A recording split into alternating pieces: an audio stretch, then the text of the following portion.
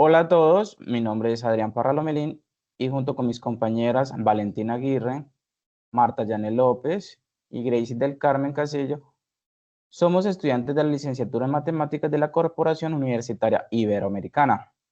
En esta ocasión vamos a explicar cómo aplicar métodos de medición indirecta para estimar la altura de un árbol y utilizaremos semejanza de triángulos y trigonometría. También nos apoyaremos con la plataforma GeoGebra. El objetivo de esta sección, los cuales los dividimos en tres. El primero es aplicar estrategias de medición indirecta para estimar, en este caso, la altura de un árbol, utilizando semejanzas de triángulos y trigonometría. El segundo es fomentar el razonamiento espacial mediante el uso de representaciones geométricas y análisis de error y medición. Por último, tenemos la integración de herramientas digitales, la cual en este caso va a ser el uso de GeoGebra. Como recurso visual y didáctico para este necesitaremos un computador o un dispositivo con acceso a GeoGebra. Los materiales que vamos a requerir para la realización de esta guía son los siguientes: calculadora científica o podemos utilizar desde el mismo aplicativo de GeoGebra, una hoja cuadriculada y un lápiz, una cinta métrica y una regla, un objeto con dimensión desconocida, en este caso sería el árbol con su sombra, y por último la imagen de este mismo árbol con su sombra. Explicación general del problema. En la vida cotidiana no siempre es fácil medir de forma indirecta, en este caso un árbol, más sin embargo esto se puede realizar si usamos razonamientos geométricos y relaciones trigonométricas para calcularla de forma indirecta. En ese mismo sentido se propone estimar la altura de un árbol. Para esto se hará con la longitud de su sombra y comparándola con la sombra de un objeto más pequeño. También se utilizará la función tangente usando el ángulo de elevación del Sol para comparar ambos resultados y discutir posibles errores.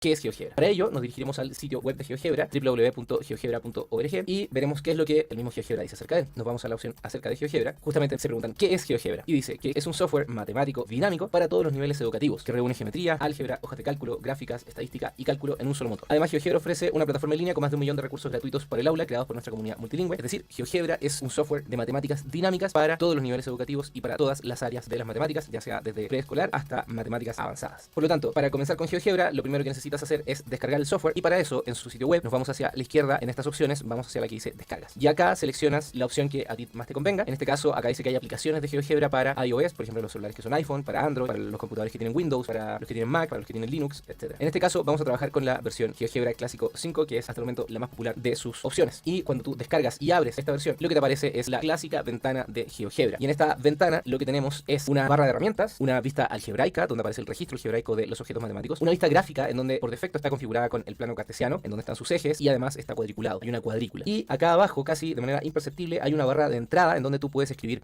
algunos comandos o la definición de algunos objetos matemáticos. Ahora, en esta interfaz por defecto de GeoGebra, cuando tú la abras por primera vez, va a aparecer estas opciones de acá que dice GeoGebra Clásico y muestra diferentes apariencias. Y estas apariencias son configuraciones usuales de GeoGebra que se destinan para trabajar con una cierta área matemática. Entonces tenemos graficación, CAS, geometría, gráficos 3D, hoja de cálculo y probabilidad. Por ejemplo, si yo pongo geometría, va a cambiar la configuración de GeoGebra y solo va a dejar un plano blanco, sin ejes cartesianos, sin ningún sistema de referencia. También oculta la vista algebraica. Ahora, te voy a mostrar algo que es muy importante en GeoGebra, como te decía en la introducción, que ahí se muestra todo el potencial, y es la barra de herramientas. Voy a agrandar un poquito la letra para mostrarte mejor esto. Y acá aparecen este conjunto de herramientas que tiene sus iconos, pero en realidad estas son cajas de herramientas, porque si tú seleccionas una, acá justo abajito hay una flechita roja, ¿cierto?, en la esquina inferior derecha de cada herramienta, y aparecen más herramientas. Por ejemplo, en la primera, donde aparece el cursor, donde aparece esa flecha, dice mueve, que es la primera opción, gira en torno a un punto, figura mano alzada, lápiz, etc. Entonces son todas las herramientas que están relacionadas con el cursor, el puntero, la flechita del mouse. Si nos vamos a la segunda caja de herramientas, son todas las que están directamente relacionadas con ese objeto matemático que es el punto. La primera es un punto, que puede ser un punto libre, la segunda es un punto en un objeto, limitar, liberar punto, la intersección, el punto medio o centro, el punto también pero como número complejo, los extremos de una función y las raíces de una función. También tenemos todo lo que tiene que ver con rectas y segmentos, acá incluso tenemos vectores, tenemos rectas especiales como las perpendiculares, paralelas, las tangentes. Acá esta otra caja de herramientas está relacionada con los polígonos, puedes trazar un polígono de manera libre, puedes hacer un polígono regular, un polígono rígido. A continuación es la caja de herramientas de la circunferencia, tú puedes trazar circunferencia a partir del centro de un punto o del centro de un radio, también tienes la herramienta compás. Segmentos tipos de una circunferencia, como una semicircunferencia, un arco por 3 puntos o un sector circular. A continuación viene la caja de herramientas relacionada con las cónicas, donde está la elipse, la hipérbola, la parábola y esta herramienta que da incluso origen al logo de GeoGebra, que es la cónica por 5 puntos. Luego vienen las herramientas de medición, en donde tienes el ángulo, puedes medir distancia, longitud, puedes medir el área, puedes medir una pendiente, etc. Ya terminando con las herramientas matemáticas, acá viene el conjunto de herramientas de transformaciones, donde está la simetría axial, central, la inversión, la rotación, la relación y la homotesis. Y las últimas 2 cajas de herramientas tienen que ver con herramientas propias de GeoGebra como software. Comienzan con el deslizador, que es una de las herramientas más famosas y más potentes de GeoGebra y muy características de este software. Tiene texto, imagen, botón, una casilla de control y casilla de entrada donde tú puedes darle valores a ciertas variables del programa. Y finalmente la casilla donde tiene que ver con cómo controlar la vista de GeoGebra para desplazar la vista gráfica, hacerle zoom, para aproximar, para alejar, mostrar o ocultar objetos, etc. Entonces esto es muy importante para que puedas aprovechar el potencial de GeoGebra y todas estas herramientas en realidad son cajas de herramientas las cuales tú puedes explorar y puedes experimentar con ellas para sacarle todo el potencial.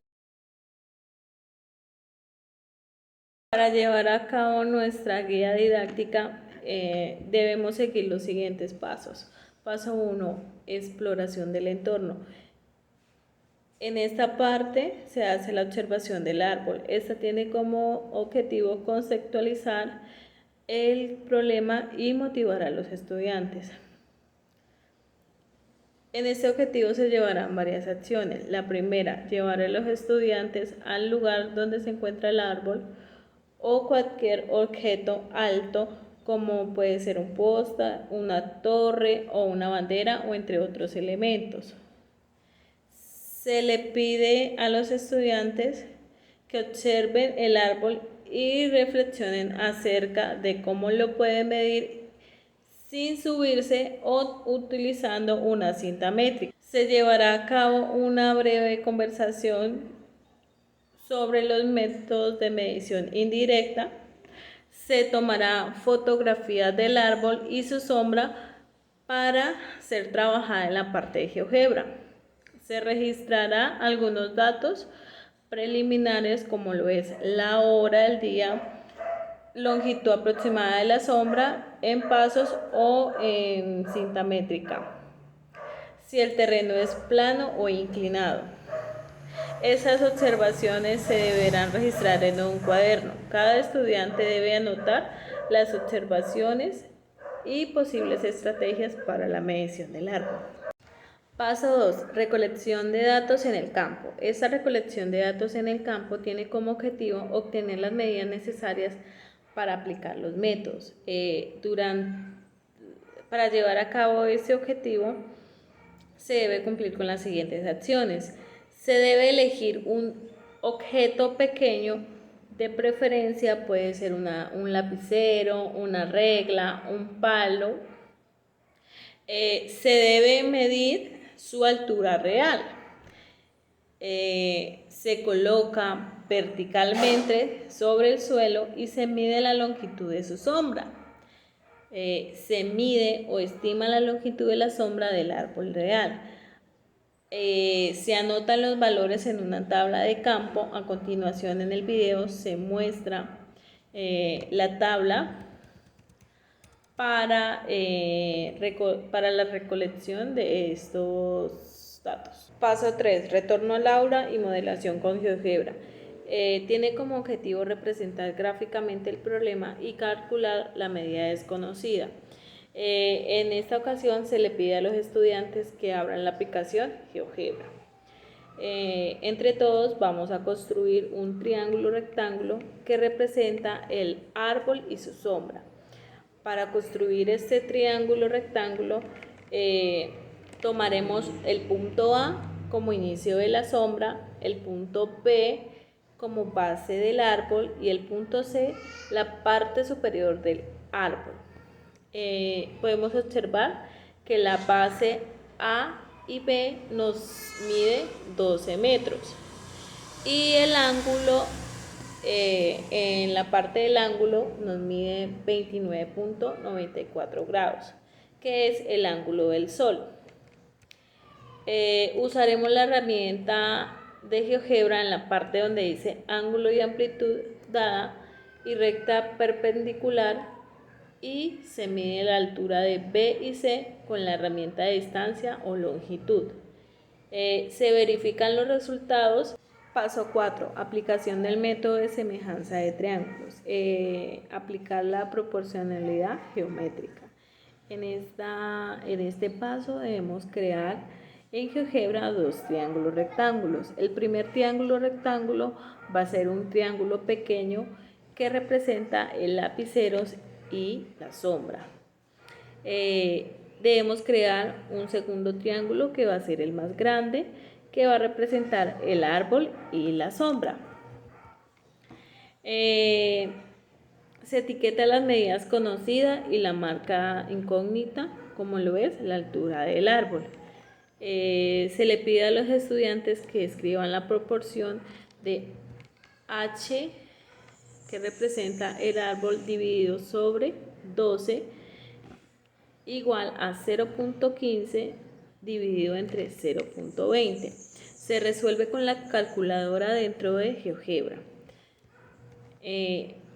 Árbol igual a 12 por 0.15 dividido entre 0.20, lo que nos da un igual de 9. Se anota el resultado y se compara con el obtenido por trigonometría. Paso 5. Comparación y análisis de resultados.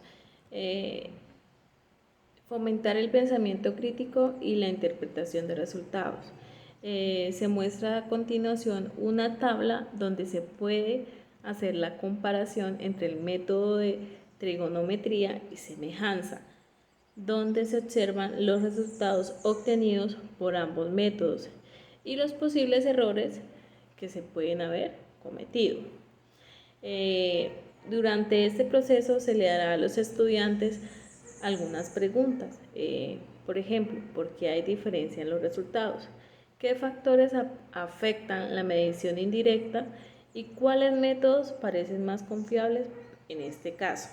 Se concluye que ambos métodos son válidos y útiles según la situación. Paso 6. Evaluación y cierre. Evaluar el proceso y reforzar los conceptos claves. Se le entrega o se proyecta una rúbrica sencilla con los criterios de participación, trabajo colaborativo, uso de GeoGebra, predicción en los cálculos y explicación de razonamiento. Se permite que los estudiantes compartan sus observaciones y aprendizaje. Se cierra retomando los conceptos aprendidos de semejanza de triángulo, funciones tangentes y relaciones entre medidas reales y representaciones gráficas. Continuamos con el paso 7, que es la reflexión final. Conectar el aprendizaje con la vida cotidiana. Se le pide a los estudiantes que respondan oralmente o por escrito qué aprendí a resolver con este problema, dónde más podría usar este tipo de medición y qué haría diferente la próxima vez.